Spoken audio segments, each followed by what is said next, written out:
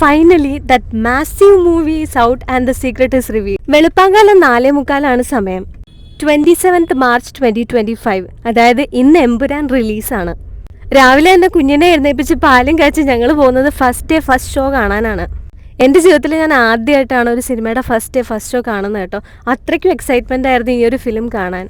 7 o'clock movie start ചെയ്തു. PVRലാണ് ഞങ്ങൾ movie കാണുന്നത്. ഇവിടെ വലിയ തിരക്കൊന്നും ഉണ്ടായിരുന്നില്ലെങ്കിലും ബാംഗ്ലൂർ ഈ തിയേറ്റർ ഒഴിച്ച് ബാക്കി എല്ലാ സ്ഥലത്തും നല്ല ബുക്കിംഗ് ആണ് ബുക്ക് മൈ ഷോയിൽ കാണിച്ചുകൊണ്ടിരുന്നത്. പടം തുടങ്ങി ആദ്യത്തെ ഒരു 10 മിനിറ്റ് കഴിഞ്ഞപ്പോൾ തന്നെ അതിൻ്റെ ഒരു ലെവല് മനസ്സിലായിട്ടോ.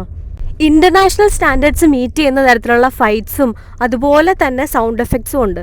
പല ടെറൈൻസിലായിട്ടാണ് പടം ഷൂട്ട് ചെയ്തിരിക്കുന്നത്. സ്റ്റാർട്ട് ചെയ്യുന്നത് തന്നെ ഇറാഖിലുള്ള ഒരു ഇന്റർപോൾ ചാർജിങ് കാണിച്ചുകൊണ്ടാണ്. അതേ ചാർജിങ് തന്നെ പിന്നീട് പടത്തിൽ പല സ്ഥലത്തും കാണിച്ചിട്ടുണ്ട്. എനിക്ക് തോന്നുന്നു ഒരു 3 തവണയെങ്കിലും സെയിം ചാർജിങ് തന്നെ എടുത്തെടുത്ത് കാണിച്ചിട്ടുണ്ട്. പക്ഷെ നമുക്ക് ഒട്ടും ബോറടിക്കാത്ത രീതിയിലാണ് അവർ ചെയ്തിരിക്കുന്നത്. കാരണം അത് പല ആസ്പെക്റ്റിൽ നിന്നാണ് കാണിച്ചിരിക്കുന്നതും ഓരോ തവണ കാണിക്കും തോറും അതിനകത്തുള്ള ഓരോ പുതിയ പുതിയ കാര്യങ്ങൾ അതിനകത്ത് റിവീൽ ചെയ്യുന്നുണ്ട്. L2 കൂടുതലും മോഹൻലാൽ അപ്പിയർ ചെയ്യുന്നത് ഖുറേഷി അബ്രാമായിട്ടാണ്.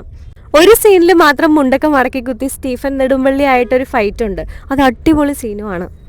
മോഹൻലാലിൻ്റെ ഇൻട്രോ സീനൊക്കെ വളരെ ബ്രില്യൻ്റ് ആയിട്ട് ചെയ്തിട്ടുണ്ട്. ഒരു ഗാങ്സ്റ്റർ എത്രത്തോളം പവർഫുൾ ആണെന്ന് വളരെ എളുപ്പത്തിൽ കാണിച്ചിട്ടുണ്ട്. പടം കഴിഞ്ഞൊരു 45 മിനിറ്റ് കഴിയുമ്പോഴാണ് ഖുറേഷി അബ്രാമിൻ്റെ എൻട്രി. അതുപോലെ തന്നെ സിനിമ തീരാനൊരു 40 മിനിറ്റ് ഉള്ളപ്പോഴാണ് പൃഥ്വിരാജിൻ്റെ എൻട്രി. പൃഥ്വിരാജിൻ്റെ ഇൻട്രോ സീക്വൻസ് ഇതുപോലെ തന്നെ അടിപൊളിയാണ് കേട്ടോ. ഞാൻ നേരത്തെ പറഞ്ഞ ഇറാഖിലെ ചാർജിങ് 3ാമത്തെ തവണ എന്തോ സിനിമയിൽ കാണിക്കുമ്പോഴാണ് അതിനകത്ത് പൃഥ്വിരാജിൻ്റെ ഒരു സൈഡ് റിവീൽ ചെയ്യുന്നത്. അതുപോലെ തന്നെ പൃഥ്വിരാജും മോഹൻലാലും ഒപ്പം നിന്നൊരു ഫൈറ്റൊക്കെ ഉണ്ട് കേട്ടോ. അടിപൊളി ഫൈറ്റാണ്. ഇതിനകത്തെ മെയിൻ വില്ലൻ എന്ന് പറയുന്നത് നോർത്ത് ഇന്ത്യൻ പൊളിറ്റിക്സും പിന്നെ അതുപോലെ തന്നെ കേരളത്തിലെ IUFലേക്കുള്ള കടന്നുകയറ്റമൊക്കെയാണ്. അപ്പോൾ അതൊക്കെ ഫിനിഷ് ചെയ്യാൻ വേണ്ടിയിട്ട് വരുന്ന ആളുകളായിട്ടാണ്. അതിനകത്ത് പൃഥ്വിരാജിന് നേരത്തെ ഒരു കണക്ഷൻ ഉള്ളതായിട്ടൊക്കെ കാണിക്കുന്നുണ്ട്. അതും വളരെ ബ്രില്യൻ്റ് ആയിട്ട് ചെയ്തിരുന്നു. പക്ഷെ അത് നമുക്ക് ഗസ് ചെയ്യാൻ പറ്റുന്ന രീതിയിൽ തന്നെയാണ്, പേരൊക്കെ വെച്ചിട്ട് ഗസ് ചെയ്യാൻ പറ്റുന്ന രീതിയിലാണ് ചെയ്തിരിക്കുന്നത്. പിന്നെ ഞാൻ നേരത്തെ പറഞ്ഞ മോഹൻലാലും പൃഥ്വിരാജും കൂടെയുള്ള ഫൈറ്റ് സീക്വൻസിൽ ഒരേ കത്തി തന്നെ ഇവർ അങ്ങോട്ടും ഇങ്ങോട്ടും എക്സ്ചേഞ്ച് ചെയ്ത് ഫൈറ്റ് ചെയ്യുന്ന ഒരു സീനൊക്കെ ഉണ്ട്. അതൊക്കെ കാണാൻ അടിപൊളിയാണ് കേട്ടോ. പിന്നെ എനിക്ക് തോന്നിയ ഒരു കാര്യം എന്താണെന്ന് വെച്ചാൽ ഫൈറ്റിൻ്റെ ലാസ്റ്റ് വരെ പൃഥ്വിരാജിൻ്റെ ഒരു മുടി പോലും അനങ്ങിയിട്ടില്ല എന്നുള്ളതാണ്. ആ ഫൈറ്റിൽ പൃഥ്വിരാജിൻ്റെ കവിളത്തൊരു ഇഞ്ചുറി പറ്റുന്നുണ്ട്. ആ ഇഞ്ചുറിയൊക്കെ പിന്നീടുള്ള സീനിലൊക്കെ വളരെ നാച്ചുറലായിട്ട് കാണിച്ചിട്ടുണ്ട്. മറ്റേ ലൂസിഫർ ഫസ്റ്റിനകത്താണെന്ന് തോന്നുന്നു കടവുളെ പോലെ കാപ്പവനിവൻ സോങ് ഉണ്ടായിരുന്നല്ലോ, അതേ സോങ് തന്നെ ഇതിനകത്തും ഉണ്ട് കേട്ടോ. അതുപോലെ തന്നെ ലൂസിഫർ ഫസ്റ്റിൽ മോഹൻലാൽ ഒരാളെ മതിലിൽ ഇങ്ങനെ ചേർത്ത് ചവിട്ടി നിർത്തുന്ന ഒരു സീനില്ലേ, ആ സെയിം സീൻ പൃഥ്വിരാജും മോഹൻലാലും കൂടി ഇതിനകത്ത് ചെയ്യുന്നുണ്ട്. പക്ഷെ അത് അങ്ങനെ ക്രിയേറ്റ് ചെയ്യാൻ വേണ്ടി ചെയ്ത പോലെ തോന്നുന്നുണ്ട് കേട്ടോ. പിന്നെ പൃഥ്വിരാജും മോഹൻലാലും തമ്മിലുള്ള ഒരു കണക്ഷനൊക്കെ നന്നായിട്ട് ഇതിനകത്ത് എക്സ്പ്ലെയിൻ ചെയ്തിട്ടുണ്ട്. അത് നന്നായിട്ട് വർക്കും ആയിട്ടുണ്ട്. പിന്നെ ക്യാരക്ടേഴ്സിനെ പറ്റി പറയാനാണെങ്കിൽ ജാഹിദ് മസൂദിൻ്റെ ചെറുപ്പകാലം അഭിനയിച്ച ഒരു പയ്യനുണ്ട് കേട്ടോ. ഒരു 15 വയസ്സൊക്കെ തോന്നിക്കുന്ന ഒരു പയ്യൻ. ആ പുള്ളി അടിപൊളിയായിട്ട് ചെയ്തിട്ടുണ്ട്. പിന്നെ മഞ്ജു വാര്യരുടെ റോളിന് പ്രേക്ഷകർക്ക് കുറച്ച് രോമാഞ്ചമൊക്കെ ഉണ്ടാക്കുന്ന ടൈപ്പ് കുറേ സീൻസ് ഉണ്ട്.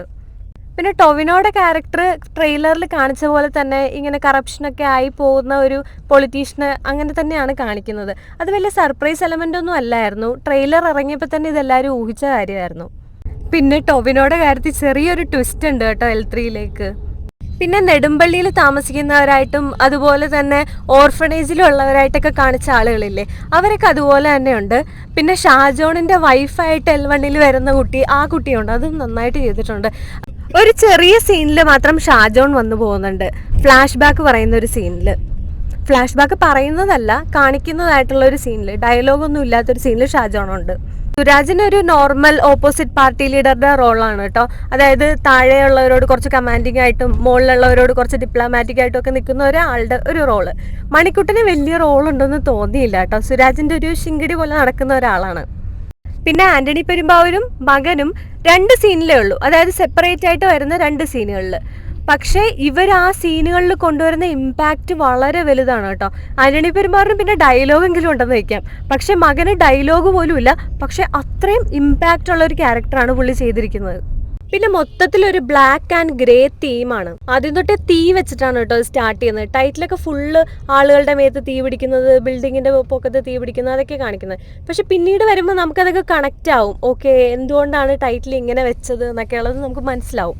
ഇന്ത്യക്ക് പുറത്തുനിന്നും ഒരുപാട് പേര് ഇതിനകത്ത് അഭിനയിച്ചിട്ടുണ്ട്. ഫൈനലി സ്കോർപിയോ മാൻ, അതായിരുന്നു ഏറ്റവും വലിയ സർപ്രൈസ് ആക്കി വെച്ചിരുന്നത്. അതൊരു ചൈനക്കാരനാണ് കേട്ടോ, എനിക്ക് പേരറിയുന്നവരൊന്ന് കമന്റ് ചെയ്യണേ. പക്ഷെ അത് L3 ലീഡാണ്. L2 പല സ്ഥലത്തും അബ്രാം ഖുറേഷിയുടെ ഗ്യാങ്ങിനേക്കാൾ സ്ട്രോങ്ങും പവർഫുള്ളും ആയിട്ടുള്ള ഒരു ടീമിനെ പറ്റി പറയുന്നുണ്ട്. അതായത് വേറൊരു ഗ്യാങ്ങിനെ പറ്റി പറയുന്നുണ്ട്. അതിന്റെ ഗ്യാങ് ലീഡറാണ് ഈ പുള്ളി. ഇനി L3 ഇവര് തമ്മിലുള്ള ഏറ്റുമുട്ടലും കാര്യങ്ങളും ഒക്കെ ആയിരിക്കാം കണ്ടന്റ്. അങ്ങനെ ഒരു ലീഡ് തന്നിട്ടാണ് L2 തീരുന്നത്. അപ്പോൾ ഓവറോൾ ഒരു നല്ല തിയേറ്റർ എക്സ്പീരിയൻസ് ആയിരുന്നു. പൃഥ്വിരാജിന്റെ ഡയറക്ഷനൊക്കെ വളരെ അടിപൊളിയായിട്ടുണ്ട്. എനിക്കിഷ്ടപ്പെട്ടായിരുന്നു പടം. സത്യം പറഞ്ഞാൽ മലയാളം സിനിമയുടെ ഒരു ബെഞ്ച് മാർക്ക് വളരെയധികം ഉയർത്തുന്ന ഒരു പടമായിട്ടാണ് എനിക്കിത് തോന്നിയത്. ഇമോഷണൽ രംഗങ്ങളും അതുപോലെ തന്നെ സ്റ്റോറിയൊക്കെ ഫസ്റ്റിലാണ് കൂടുതലെങ്കിലും L2 ആക്ഷൻസ് കുറച്ചുകൂടെ കൂടുതലുണ്ട്.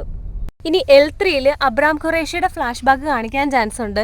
അത് ചെയ്യുന്നത് പ്രണവ് മോഹൻലാൽ ആണോ എന്നൊരു സംശയമുണ്ട്. ഇതിനകത്ത് ലാസ്റ്റ് കുറച്ചൊന്ന് കാണിച്ചായിരുന്നു.